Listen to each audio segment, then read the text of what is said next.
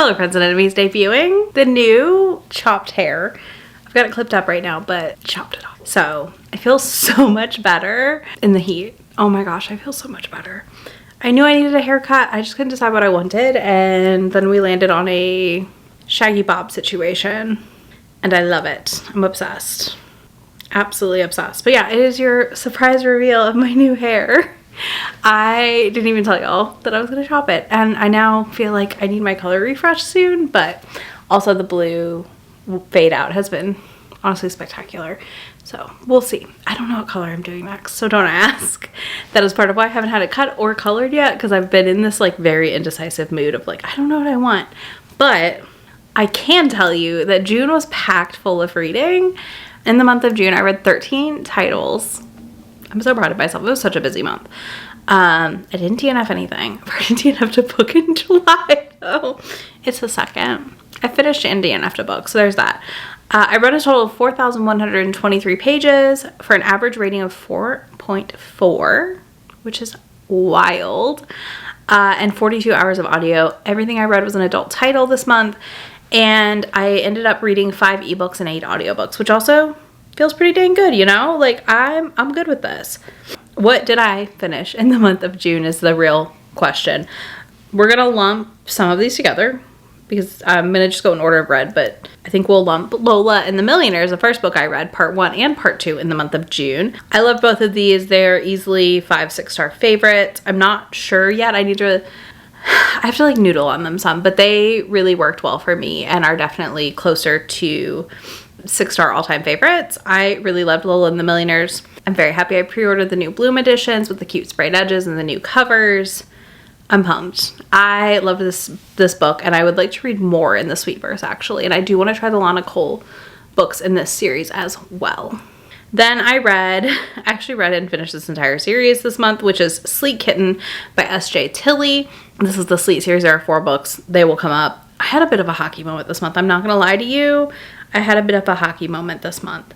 It was fascinating to have happen. I don't know why. It happened. I do this sometimes where I just read a bunch of hockey books though, so I don't think it's completely unexpected. So Sleek Kitten by S.J. Tilley was a Kobo Plus audiobook. I listened to this as I fell asleep a lot for a chunk of this month, for a chunk of a few days. I kind of picked these because they were short, to be honest with you. I'm not gonna lie to you. Like, I literally picked them because they were short audiobooks and I knew I could zip back to where I was and like continue the story. But on the whole, I'm gonna say this first book, Sleek Kitten, was at times mind-numbingly not good.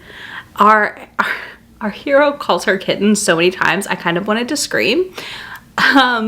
There's that. So there's that. I was like, we get it. We get it. We totally get it at this point, dude. You can stop. But he kept calling her kitten. And I was like, I'm gonna scream. So there's that. There's that. This follows a girl, and she runs into him at a party at her like cousin's place or something, and he pursues her. He calls her kitten nonstop, and it's just a very silly romance with hockey as a backdrop. Then I listened to / read Everything is Tuberculosis by John Green. This was a read for Herkyed 2.0, which for me ends the week you're seeing this video. So Everything is Tuberculosis I enjoyed. I thought it was really fascinating. It was an interesting read. It was an interesting nonfiction. I had a good time. It was not overly sad. I had a moment in which I was very afraid of how sad this book was going to be, but like it turned a corner and I was very, very happy about that at some point. So that was nice. Then we have The Left Hand of Darkness by Ursula K. Le Guin. So I listened to the BBC adaptation of this book and I thought it was really good. And I do feel like it doesn't give you quite enough, right? Okay, I'm going to tell you that. Like, I kind of need to go read the whole book now though, so for me, this is perfect because it kind of made me interested enough to want to go read the actual full unabridged story and not just the radio play production of it. So I will be diving into that very soon. Then I read The Catch by Leonora Solis. This was my members pick this month. This is a football romance. This follows a heroine who basically gets cheated on by her fiance of sorts. He wrote a love song for her and all these things, and she finds him cheating on her. So she basically loses her job because she dumps a smoothie on him at a place she's been hired to work as a caterer. And in doing so, she ends up like out of work and in need of help. So her brother's best friend takes her, and he's a football player. He has had a crush on her forever. She's had a crush on him forever. And he's known as the goodbye baker, basically. Like, he bakes a girl a pie as they break up, which is wild. But it's their romance, and it was really cute and sweet. I gave it like a solid 3.5, 3.75, somewhere in that range. It was fun. It was enjoyable. I think it's a fun one to pick up if you're interested in it, but it's not like I will read more from this author. That's where I left it at, is I was like, this author surprised me in the best ways. I'm excited to read more. Next, we had Lola and the Millionaires Part 2. Not going to talk extensively about that because I feel like it just, same thing with Part 1. I loved it. This is a Why Choose Omegaverse billionaire romance. If you're into that and you haven't read Lola, I'm shocked, because I know as an Omegaverse reader, like, Lola's kind of a staple. I will say this in Part 2. I had some nerves about how certain things were going to be resolved, and I felt like it was resolved really nicely, and I enjoyed that. But yeah, Lola and the Millionaires Part 2, I feel like they resolved an issue that I was concerned about very well. It didn't involve Lola, like, having to bear a repeat painful experience. So I was very happy about that. Then I read Sleet Sugar by S.J. Tilly, which is book 2 in the Sleet series. Yeah. And this one I liked a little bit more than I liked the last one. This one, what one is this? These all blended together in an okay way. Oh, yeah. So this is the one where her dad is the head coach of the Sleet. She has a one-night stand with a guy. It turns out he's joining the Sleet, and her dad is the coach. So there's a lot of back and forth there and them figuring this out. And it was really sweet, the navigation of that, actually. I thought this one was better than Sleet Kitten. I will tell you that. And then I read Sleet Banshee, which is book 3. And I thought this one was also better than Kitten. Like, every book kind of got subsequently better than the last one. And Sleet Banshee follows a kind of enemies to lovers rivalry situation. He is a goalie. She is a little bit more annoying of a female main character, I will say, at times.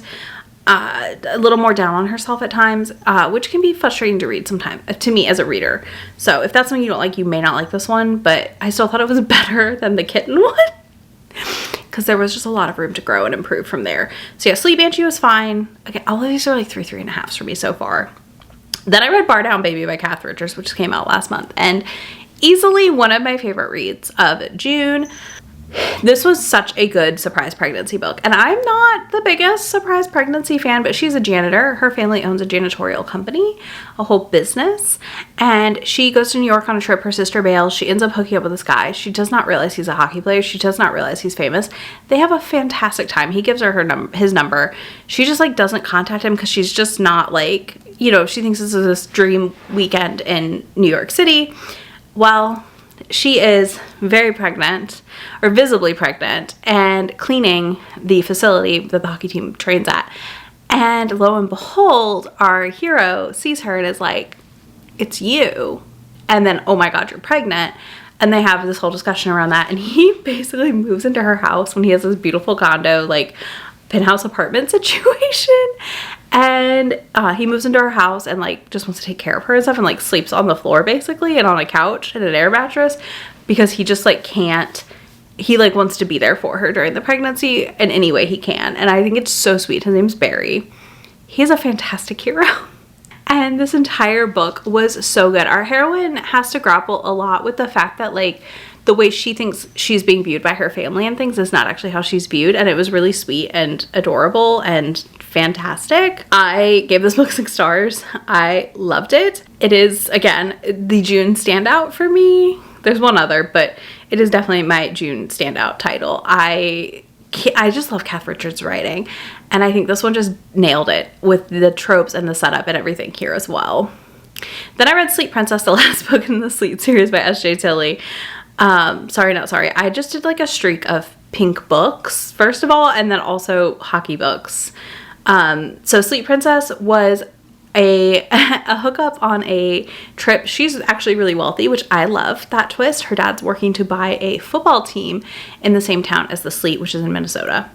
I don't think I said that before. Anyways, they have a one-night stand. They end up running into each other again.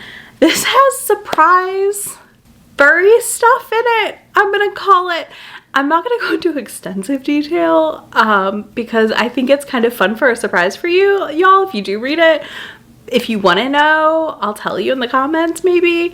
But to the point at which the epilogue includes a thing where she has a custom fitted mascot suit because something happened earlier in the book with the mascot. To the point at which also, I will say this, one of the friends in the prior books walks in and is like, what is happening? I can't be friends with a cheater because you like this girl and I think you're cheating on her. And then he finds out it's the girl in the costume, and I laughed, like audibly laughed out loud at this scene. I was dying laughing. Like, it was so unexpected. It was so silly. It was so fun. So highly, highly recommend this one for sure if you just want to like a good giggle, because this one is bonkers, which is what I expected from more of the other books in this series, to be honest with you. But this one, very bonkers. Then I read Power Play by Chelsea Hurdo. I've talked about this. I want to finish that series, get caught up with it so I can read them as they come out, the last two. I don't know that I'll make it there before the new one releases in August, but we're trying. We're trying our best, okay? Power Play was fantastic. This one follows our reporter, and this one also is a goalie. I think Bar Down Baby was also a goalie. Anyways, I like a goalie romance. What can I say? They're weirdos, and I love that for me. Anyways, so Power Play was fantastic as well. Chelsea Hurdo's writing I find really engaging, just like Kath Richards. It's something I just like can't put down necessarily sometimes, and I blew through this book as quickly as I possibly could while I was here, and I really liked it. So yeah, she's a reporter. She's basically being sexually harassed by her current boss. Things get found out about that. That guy loses the job. She gets the ringside job, and her and the goalie, who never talks to the press, are kind of having this bantery situation in which she's enlisted him to teach her how to do it better and how to enjoy intimacy more. And I love that. That is one of my favorite setups. And he is like, I'm obsessed with her. I can't do this, but I'm going to do it because I'm obsessed with her and I have to. And then it's both of them being like, oh no, this is more than what we signed on for and agreed to, except for we're both feeling the same way, so it's fine. So that was really fun. Then I read Pot Shot by Lauren Lee Piper. This was an ARC, and this will be in my ARC vlog. No. Is it in my ARC vlog or is it in my Herkid vlog? Anyways, it's in one of the vlogs you have coming this month. But I loved Pot Shot. This was fantastic. Easily a 4.5, 5-star read. It has stuck with me. I have not had a stronger open in a book in a while because our heroine cuts herself shaving down there. And who is the doctor filling in for their normal town doctor after hours but her high school enemy, former friend turned enemy. And she's like, absolutely not. You can't look at me down there. And later it does come up that he did such a good job fixing it. So this is a fun one. She does have Crohn's. She is a little cagey, understandably so, about disclosing her diagnosis to him. And that would have alleviated some of the conversations between the two of them. But also, like, that is a hard diagnosis to share. That is a hard thing to, like, want to talk about with people, right? Like IBS and stuff like that. But it was interesting. And it was a good read overall for everything there. And I just really enjoyed the discussion about how access to certain things can just really help medically with certain things that are not as studied as they maybe should be. Just saying. And last but not least, I read Mutual Aid, which is by Dean Spade, I believe. This was a LibreFM audiobook I got for free ages ago, and I read it for my last nonfiction of Herkid, and I quite enjoyed it. I thought it was really good. It was very engaging. It was really thoughtful and thought-provoking on how and what ways I want to engage in community. It is a book I could see myself revisiting in the future, so there's that. But yeah, that's everything I read in June. Let me know what you read this month and loved or hated. If you have any standouts or anything like that, let me know that down below. If you don't do any of that, leave me scissors emojis. Do scissors, because I feel like I just, like, the hair was like down to here and we are up to here now. I feel like it is just gloriously gone. It feels so good. Anyways, you can leave me a scissors emoji because I got that haircut. And I didn't tell anybody really. I only told like 3 people after it happened. So this is literally like the debut. I haven't posted a photo. I haven't done shit anywhere with it. I was like, we'll reveal it in a video. Anyways, you can do that. I'll have links to all these books I read for you down there, links to my friend anywhere on the internet, and I will talk to y'all in just a few days in my next video. Bye. About to leave, already packing, come with me, I'm not really asking, we'll get away to a place where we don't know. About to see the world in action, what we can be. Life with no distractions, we'll get away, This is what we waited for.